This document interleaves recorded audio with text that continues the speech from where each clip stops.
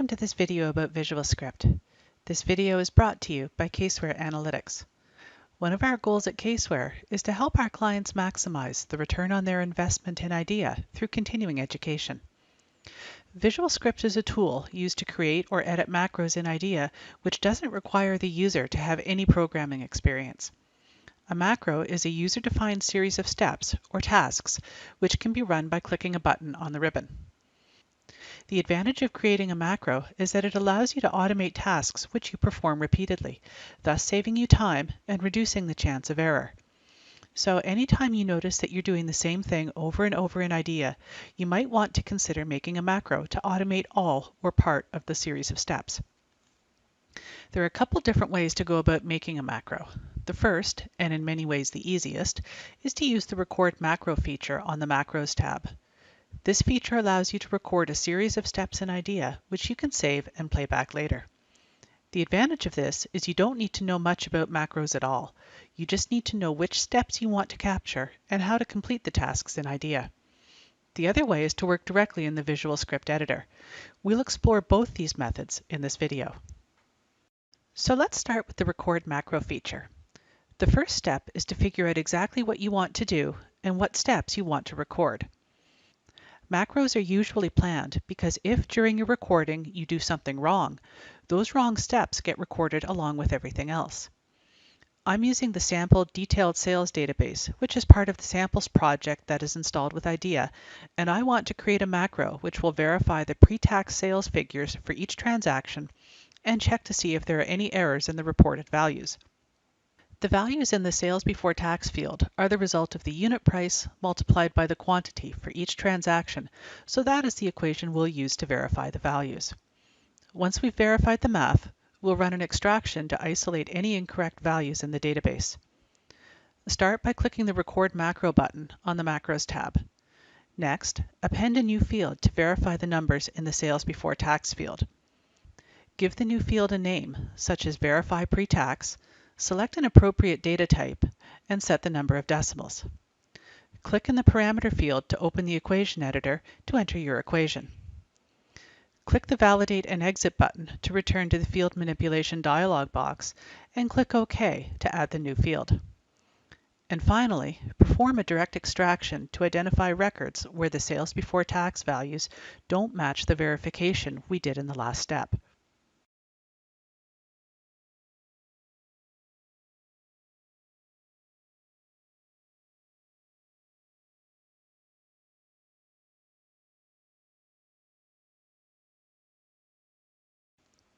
When you're finished, click the Record Macro button again to stop the recording. You'll now be asked what kind of macro you want to create.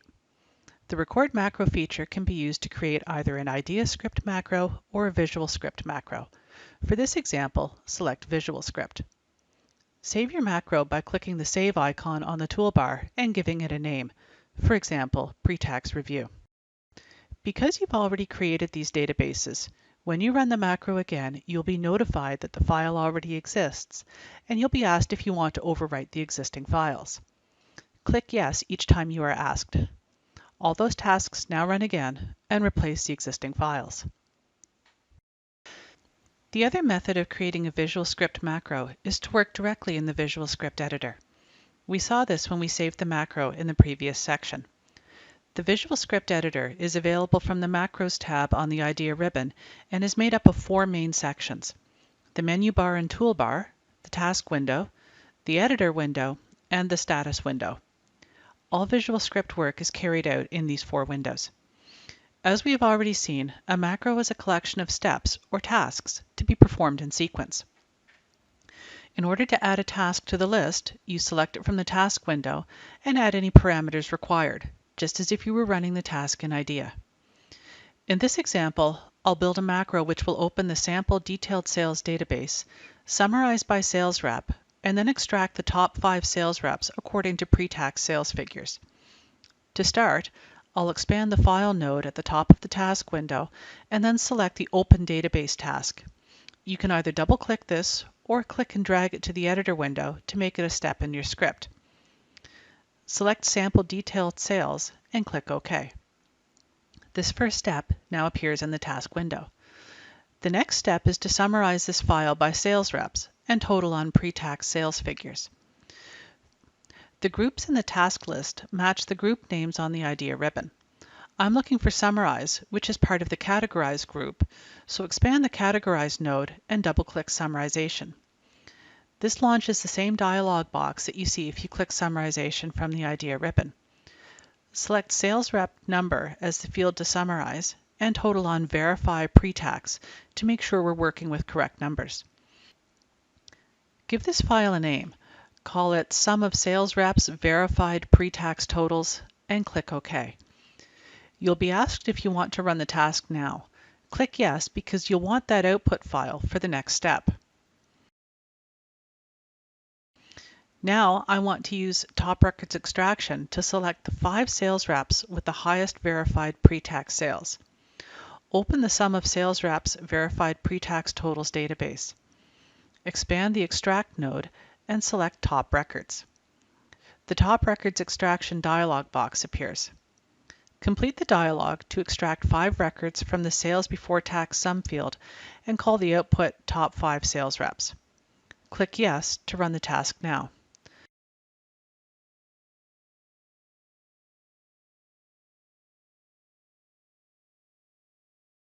Save your macro as Top 5 Sales Reps. Say yes to any prompts to overwrite any existing databases.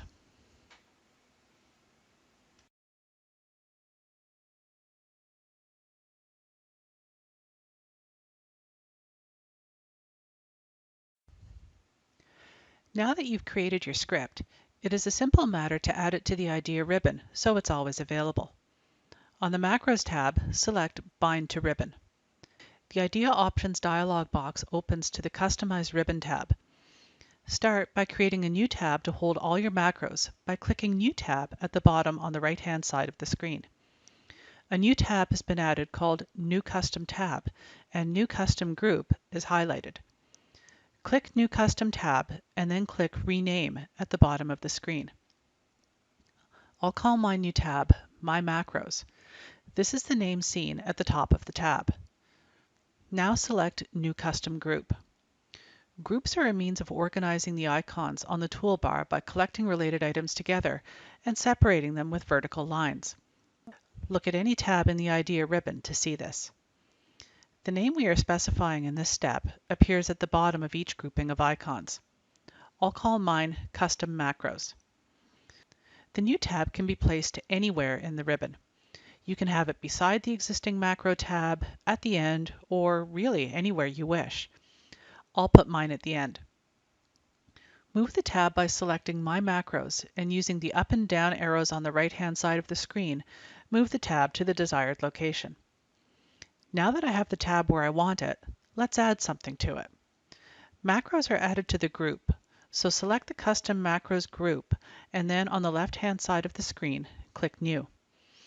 Pick an icon for your new macro and then browse for the macro you want to add.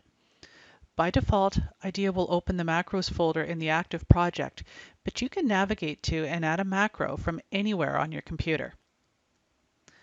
Select the pre-tax VisualScript we've created by recording the macro and click Open. You have the option to change the display name here if you wish. I'm going to remove the file extension from the name as I don't need to see that. Click OK and then select the macro from the left-hand window and click Add. Your macro is now added to the New Custom tab in the ribbon. When you're finished, click OK to close the Idea Options dialog box. The New Custom group is visible on the Macros tab, and the New Custom tab, My Macros, is visible as well. To run either of your new scripts, simply click the icon. We hope you found this video useful. If you require further information on using VisualScript, appending fields, customizing the ribbon, or any other Idea features mentioned in this video, be sure to check the extensive resources on the Caseware Analytics support portal or contact our support team.